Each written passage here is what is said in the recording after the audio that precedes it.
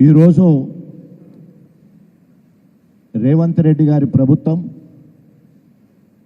కక్షపూరితంగా కేసీఆర్ గారిని జైలుకు పంపించాలనే ఏకైక లక్ష్యంతో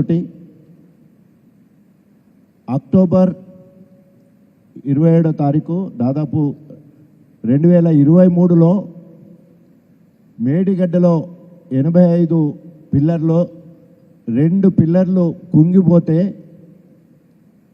వాటిని సాకుగా చూయించి కేంద్ర ప్రభుత్వంతో కుమ్ముక్కై మోడీతో జోడీ కట్టి ఘోష్ కమిషన్ వేసి సీరియల్గా 4 సార్ల దానికి సంబంధించిన నివేదిక ఇవ్వడం.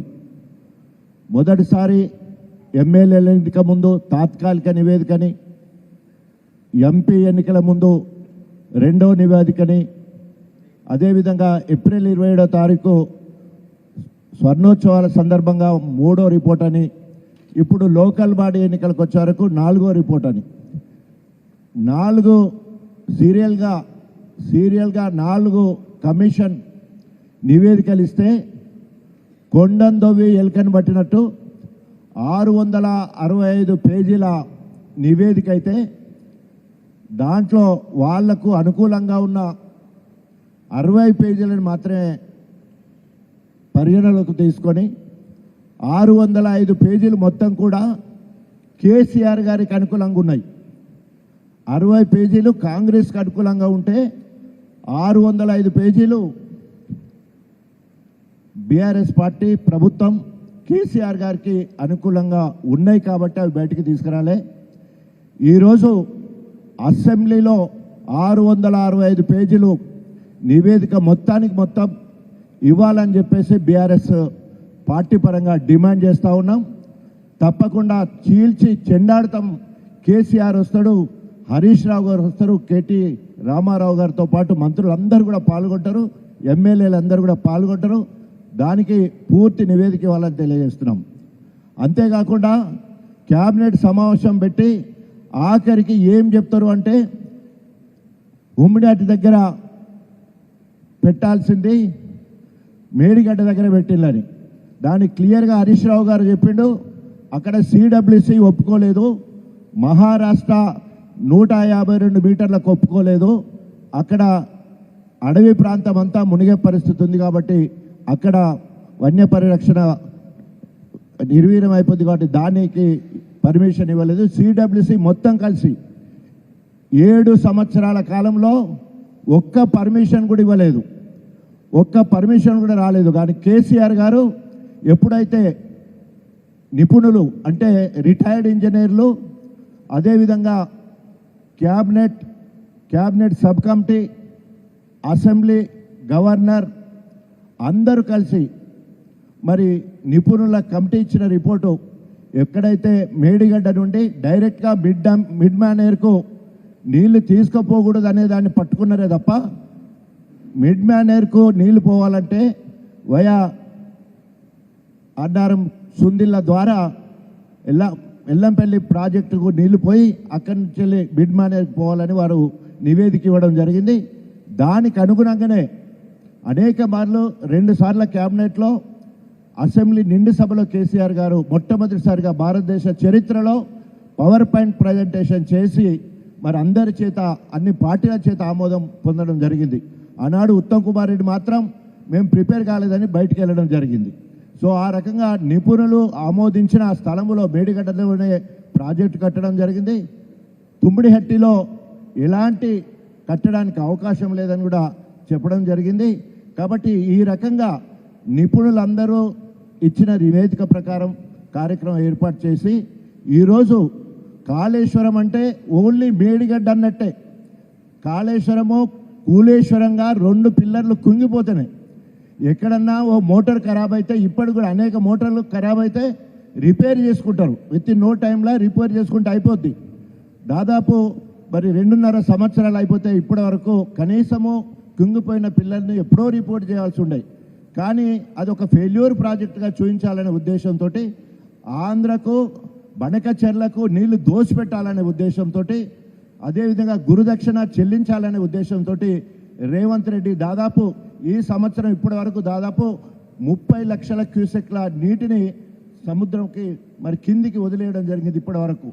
అంటే వాటిని వాడుకోగలిగేది ఉంటే ఇప్పటివరకే మనం వాటిని కనుక లిఫ్ట్ చేయగలిగి ఉంటే దాదాపు 25 నుండి 30 లక్షల ఎకరాలకు ఇప్పటివరకు ఆ నీళ్లు ఉపయోగపడే పరిస్థితి ఉండే. కానీ ఈ కాంగ్రెస్ ప్రభుత్వము రైతుకు వ్యతిరేకమైన ప్రభుత్వం, రాక్షస ప్రభుత్వం, ఒక రాక్షస లక్షణాలతో, డిస్ట్రక్టివ్ నేచర్ తోటి హైడ్రా పేరుతో 30,000 వాల్యూ చేసే విలువ చేసే ఇళ్ళనన్నీ కూలగొట్టడం జరిగింది. అనేక మంది ఉసురు పోసుకోవడం జరిగింది. అదేవిధంగా పక్కన మూసీ ప్రక్షాళన పేరుతోటి దాదాపు 2,000 కోట్ల వరకు అక్కడ ఇల్లు కూలగొట్టే కార్యక్రమం ఏర్పాటు చేయడం జరిగింది. ఓన్లీ కూలగొట్టడం తప్ప ఎక్కడ ఇప్పటి వరకు ఒక్క ప్రాజెక్టును నిర్మించిన పరిస్థితి లేదు. లేక ఎస్ఎల్బిసి మొదలు పెడితే అలా 8 గల్లంతా ఇల్లు, ఒక్క శవం మాత్రం ఇప్పటి వరకు 7 శవాలకు గతి లేదు. అదేవిధంగా మరి సుంకిశాల అక్కడ పంప్ హౌస్ మునిగిపోతే ఇప్పటి వరకు అతి లేదు, గతి లేదు. తర్వాత పాలమూరు రంగారెడ్డి ప్రాజెక్టులో అక్కడ కూడా పంప్ హౌస్ మునిగి, దాని గురించి పట్టించుకోలేదు. అషరావుపేటలో అక్కడ పెద్దవాగు కుంగిపోతే దాన్ని ఇప్పటివరకు రిపేర్ చేసిన పరిస్థితి లేదు. కానీ ఆయన ఓన్లీ మేడిగడ్డ 2 పిల్లర్లు కుంగిపోతే దాన్ని భూత అద్దంలో పెట్టి చూసి మరి ఆయన ఫెయిల్యూర్స్ నంది కప్పుకోవడం జరుగుతూ ఉంది. సో ఇప్పటికైనా కాళేశ్వరం ప్రాజెక్టు సుప్రీంకోర్టే చెప్పింది, ఇది మహా అద్భుతం, ఇది మహా అద్భుతం అని సుప్రీంకోర్టు చెప్పింది.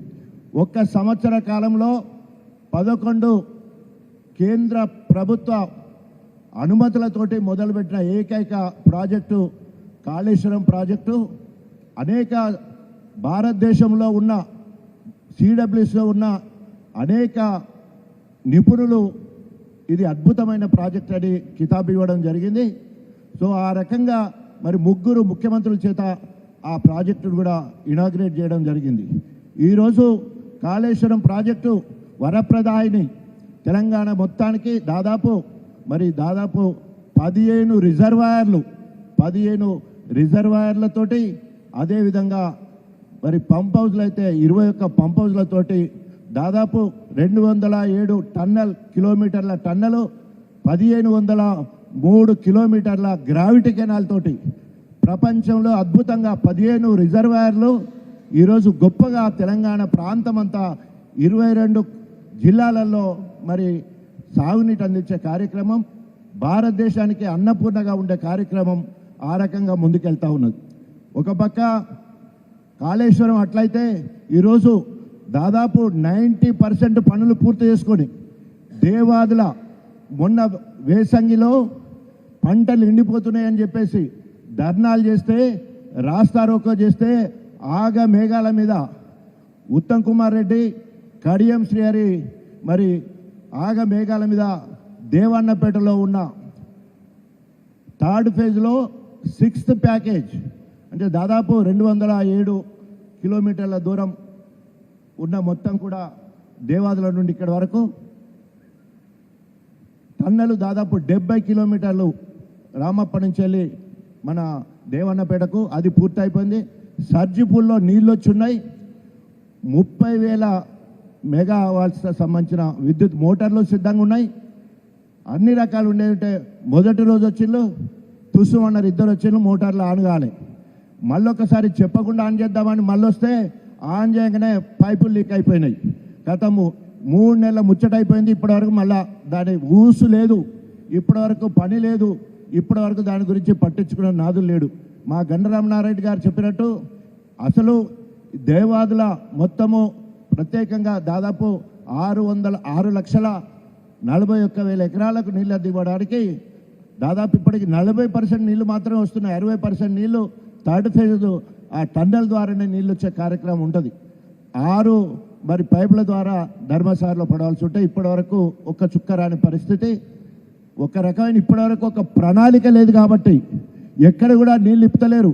Dharmasagar reservoir, Ghanpur reservoir, Ashwaraopalle reservoir, Gandi Ramarao reservoirs, ఈ 4 రిజర్వాయర్లో దాదాపు 60 to 70% రిజర్వాయర్లో నీళ్లు ఉన్నాయి. కానీ పైనుంచి పర్మిషన్ లేదని చెప్పేసి నీళ్ళు వదులుతలేరు. ఇప్పటివరకు ఎక్కడ కూడా ఒక్క చెరువు కూడా దేవాదుల ద్వారా చెరువులు నిండలేదు. అక్కడో ఇక్కడో బోర్లు ఉంటే మాత్రమే వేసుకున్నారు తప్ప ఎక్కడ కూడా అఫీషియల్గా నీళ్ళు ఇచ్చిన సందర్భం లేదు. సరి అయిన సమయంలో సరి అయిన సమీక్ష లేదు. ఏప్రిల్ మేలో సమీక్ష అయితే మే జూన్లో పండుగ లెక్క మేము గోదావరి నీళ్ళు వస్తే సారే సీర పెట్టేసి గోదావరి తల్లిని ధర్మసారకు ఇన్వైట్ చేస్తున్నాం. తర్వాత మళ్ళీ నీళ్ళు వచ్చిన తర్వాత సౌత్ కెనాల్ నార్త్ కెనాల్ ద్వారా నీళ్లు విడుదల చేసే వాళ్ళం. గన్పూర్ నుంచి వెళ్ళి ఆర్ఎస్ మెయిన్ కెనాల్కు నీళ్ళు ఇచ్చే వాళ్ళం. గండి రామారంకు నీళ్లు తీసుకుపోయే వాళ్ళం. అక్కడ నీళ్ళు ఇచ్చేవాళ్ళం. ఇట్లా చెప్పుకుంటూ పోతే ప్రతిది కూడా జూన్ జూలై 2 నెలలు ఒక పండుగ వాతావరణం ఉండే. గణపురం నియోజకవర్గం కాదు, మా గన్నరమణారెడ్డి కానీ మొత్తం మేము ఎమ్మెల్యేలు అందరం కూడా బీఆర్ఎస్లో ఉన్నప్పుడు పెద్ద నీళ్ళలాగా పనిచేసేటోళ్ళం, కాలువలెంబడి తిరిగేటోళ్ళం. అదేవిధంగా నీళ్లను చెరువులకు నింపే దాంట్లో ముఖ్య భూమిక పోషించే వాళ్ళం. కానీ ఈరోజు రైతుకు ఎట్టి పరిస్థితిలో నష్టం జరగాలనే ఉద్దేశంతో రైతుకు అన్ని ఎగబెట్టేసిళ్ళు. రైతు బీమాకు రామ్ పలికిళ్ళు. ఇప్పుడు రైతు చనిపోతే 5 లక్షలు ఇచ్చే పరిస్థితి ఎక్కడ కూడా లేదు. రైతుకు బోనస్ లేదు. అదేవిధంగా కౌలు రైతుకు లేదు. అదేవిధంగా ఇందిరమ్మ భరోసా అన్నారు, ఇందిరమ్మ భరోసా లేదు, ఏమీ లేదు మొత్తం మీద. మరి ఈరోజు ప్రజలందరూ కూడా కేసీఆర్ నువ్వు రావాలి, మళ్ళీ నువ్వు ముఖ్యమంత్రి అయితేనే మళ్ళీ మా నీళ్లు మాకు వస్తాయి, మా రైతు బంధు వస్తుంది, మా రైతు బీమా వస్తుంది, 24 గంటల కరెంట్ వస్తుంది అని చెప్పేసి ఈరోజు కేసీఆర్ రావాలని తెలంగాణ ప్రజలందరూ కూడా కోరుకుంటున్నారు. ప్రత్యేకంగా రైతులు 2 చేతులెక్కి మొత్తున్నారు. సోషల్ మీడియా ఆన్ చేస్తే పాపం కేసీఆర్ గురించి, రేవంత్ పాపాల గురించి చెప్పడమే మనం చూస్తున్నాం. కాబట్టి ఇప్పటికైనా ఏమాత్రము కాంగ్రెస్ ప్రభుత్వానికి, రేవంత్ రెడ్డికి, ఇక్కడున్న స్థానిక మంత్రులకు, ఎమ్మెల్యేలకు చిత్తశుద్ధి ఉండేదంటే రేవంత్ రెడ్డి మీద ఒత్తిడి తీసుకొచ్చి వెంటనే సమీక్ష ఏర్పాటు చేసుకొని దేవాదులకు సంబంధించిన నీటిని వెంటనే విడుదల చేయాలి. అదేవిధంగా 3rd ఫేజ్లో 6th ప్యాకేజీకి సంబంధించిన ఆ మోటార్లను వెంటనే ఆన్ చేయాలని చేసి డిమాండ్ చేస్తూ, లేకపోతే మరి బీఆర్ఎస్ పార్టీ అధినాయకత్వంకు సూచన మేరకు రాబోయే రోజుల్లో ఆందోళన కార్యక్రమం చేపడతామని హెచ్చరిస్తా ఉన్నాం.